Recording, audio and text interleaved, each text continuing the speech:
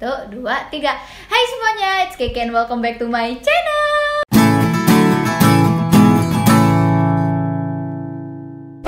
Jadi ini merupakan segmen baru di channel aku, semacam marketing review bareng Keke. So anyway, as you see in the title, hari ini kita akan bahas soal Jouska, sebuah firma konsultan keuangan yang lagi hot-hotnya banget di jagat dunia maya, guys.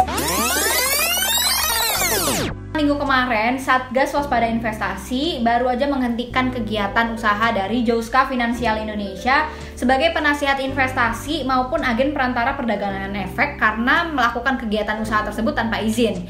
Jadi emang katanya izin usahanya Jouska sendiri ini hanya untuk pendidikan serta edukasi keuangan, guys. Jadi clear ya, kira-kira kasusnya seperti itu. Kalau misalnya kalian mau mendalami sendiri, aku kasih linknya beberapa di description box di bawah. So aku mau disclaimer sedikit, hari ini kita nggak akan terlalu bahas soal kasusnya karena menurut aku kasusnya masih belum terlalu clear, masih bergulir sampai detik ini. Plus juga di sini aku mau menekankan, aku bukan karyawannya Jouska, bukan di endorse sama Jouska. Aku cuman salah satu followers dari sosial medianya Jouska yang suka mengamati strategi marketingnya dari Jouska. Ini menurut aku cukup menarik. So di sini aku akan lebih nge-review mengapa dan bagaimana marketingnya Jouska ini bisa menarik sangat banyak orang dan sangat banyak uang. Tapi menurut pendapat aku aja, in my perspective. So silakan kalau misalnya kalian punya pendapat sendiri, silakan gaduh di kolom komen di bawah, silakan. Tapi sebelumnya kalau boleh aku minta tolong kalian nonton video ini sampai habis biar kalian paham aku bahas apa, sekaligus mungkin kalian bisa mendapatkan beberapa pelajaran. Misalnya kalian tertarik seperti biasa, stay tune. So the first why, kenapa strategi marketing Jouska ini menarik? Karena di konten-konten sosial medianya Jouska, dia itu suka berbagi konten yang edukatif dengan gaya storytelling yang sangat interaktif. Jadi kehadiran akun-akun finansial nggak hanya seperti Jouska ya, tapi mungkin beberapa brand lain, ada Big Alpha, ada yang lain-lain. Itu seperti kehadiran oase di tengah-tengah padang gurun, guys. Jadi akun-akun ini tuh bener-bener ngejawab kebutuhan milenial akan pengetahuan soal pengelolaan keuangan pribadi. Jadi melalui marketing Jouska ini termasuk aku sangat-sangat tercerahkan ya, mulai dari gimana cara mengelola keuangan pribadi untuk anak muda, gimana cara investasi, cara nabung, dan lain-lain. Itu benar-benar disampaikan dengan bahasa yang sangat mudah dimengerti. Nah ini mungkin salah satu poin plusnya juga.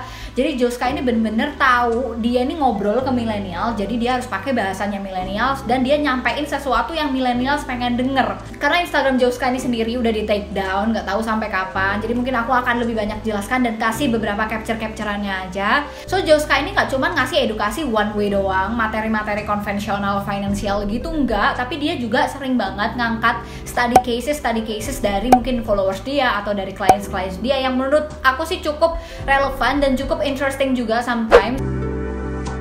The second why kenapa sosial medianya Jouska ini selalu ramai diperbincangkan adalah karena kadang-kadang dia itu suka pakai konten-konten yang provokatif dengan teknik marketing fear-mongering. Nanti aku akan jelasin fear-mongering ini apa. Jadi sebelum ada kasusnya Jouska ini sendiri, beberapa waktu yang lalu sempat rame juga di sosial media gara-gara si Jouska ini bikin konten-konten yang benar-benar menurut orang tuh kok sangat-sangat mengagetkan, tidak relevan ya tumben-tumbennya, dan kadang bikin orang tuh kayak greget gitu. Ini aku masih ingat ya, waktu itu dia pernah upload soal gimana biaya TK itu bisa nyampe puluhan juta. Terus dia pernah upload juga biaya persalinan yang nyampe 166 juta rupiah. Wah itu bikin shock banget sih. Terus dia juga pernah ngangkat gimana kehidupan orang-orang urban ibu kota yang bisa habis biaya untuk nongkrong dan ngopi itu sampai 47 juta rupiah. Nah karena yang seperti inilah gitu, jadi ramai di sosmed ya. Sebenarnya bukan Jouska doang. Waktu itu aku pernah lihat juga Big Alpha pernah bikin konten soal gaji-gaji dari followers yang nge-DM dia. Nah itu gaji-gaji yang diungkapkan itu yang sangat bikin heboh adalah karena gajinya tuh bener-bener kayak di atas rata-rata millennials yang baru-baru kerja gitu loh. Kayak kaum-kaum kismin seperti kita ini kan relate ya. Irrelevant tapi justru itu sih yang bikin rame konten-konten provokatif seperti ini. Plus tadi aku sempat nyebutin soal teknik fear-mongering yang Jouska pakai. Jadi teknik fear-mongering di marketing sebenarnya udah cukup common. Ada beberapa industri yang pakai juga. Kadang kayak farmasi itu pernah pakai. Jadi fear-mongering ini gampangnya adalah menggunakan ketakutan atau kepanikan atau mungkin rumors yang diangkat menjadi konten marketing agar seseorang ini menjadi panik, menjadi takut, sehingga nanti implikasinya adalah dia jadi beli produk-produk dari orang yang bikin kontennya ini gitu. Konsekuensi dari konten fearmongering ini ada dua, antara orang jadi terinspirasi atau orang jadi terintimidasi. Kayaknya di kasus-kasusnya Joska, konten-konten yang sempat viral kemarin, lebih banyak orang yang ngerasa terintimidasi, selain karena kontennya merasa irrelevan ya, apalagi untuk orang-orang yang mungkin followersnya Joska yang tinggal di daerah bukan di ibu kota, atau followersnya Joska yang mungkin gajinya kayak ya Allah kayak empet-empetan gitu, kayaknya irrelevan banget. Selain itu dia ngerasa maleh bahasa Jawa lah. Dia ngerasa makin minder, nggak percaya diri, nggak bersyukur ketika ngelihat orang-orang kok pada gajinya gila-gilaan ya, atau wah ternyata biaya persalinan mahal banget ya, nggak berani nih gue nikah dan punya anak. Nah malah seperti itu. In the other side ada juga orang yang mungkin malah terinspirasi gitu, malah kayak melihat kebutuhan yang ternyata makin lama makin meningkat, dan ada orang yang lebih sukses dari dia jadi kayak terpacu, lebih termotivasi untuk bekerja keras, nabung lebih banyak, terus abis itu investasi dengan lebih cerdas agar dia bisa mencapai taraf hidup yang orang-orang punya gitu mungkin, atau bisa memenuhi kebutuhan-kebutuhan yang mungkin di masa depan akan naik seperti yang mungkin Joska gambarkan secara ekstrim.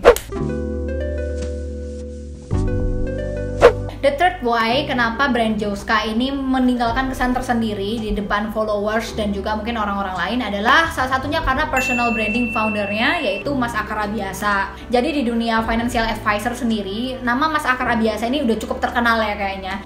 Jadi selain karena memang dia itu kayak figur sukses milenial masa kini gitu ya, dia itu sangat-sangat outspoken untuk menyampaikan hal-hal soal keuangan, mulai dari sosial media dia, di podcast kolaborasi sama orang-orang lain, mulai dari 30 Days of Life sampai yang terakhir Deddy Corbuzier, udah kemana-mana dia ya, sampai mungkin di panggung-panggung roadshow, seminar-seminar, kelas online, offline, itu bener-bener Mas Akar tuh literally di mana-mana sharingnya. Plus tambahannya kalau menurut aku, karena Mas Akar ini bukan orang Jakarta asli, dia tuh kayak berasal dari daerah, figur entrepreneur yang membangun usaha dari nol, punya klien mulai dari beberapa doang sampai akhirnya beratus-ratus klien.